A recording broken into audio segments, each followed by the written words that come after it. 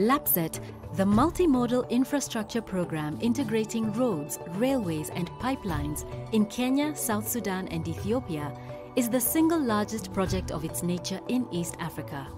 It connects the three countries with Central Africa and beyond, enhancing trade and logistics and giving Ethiopia and South Sudan unfettered access to the 32 berths in Lamu Port. The project takes off at Lamu Port, extending to Isiolo via Garissa, branching to Moyale, the Ethiopian border, and to Nakodok, the South Sudanese border. It is a huge undertaking.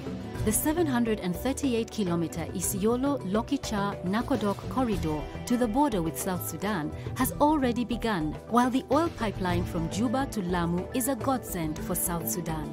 It will give it direct access to the global oil playing field, creating job opportunities and stimulating enterprise for the people of South Sudan.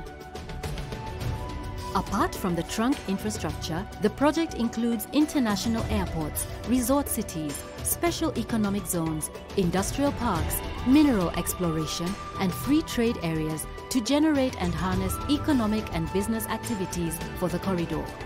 It is an investor's dream, fully backed by governments in the three countries and embedded in Kenya's Vision 2030, a crucial de-risking step for investors.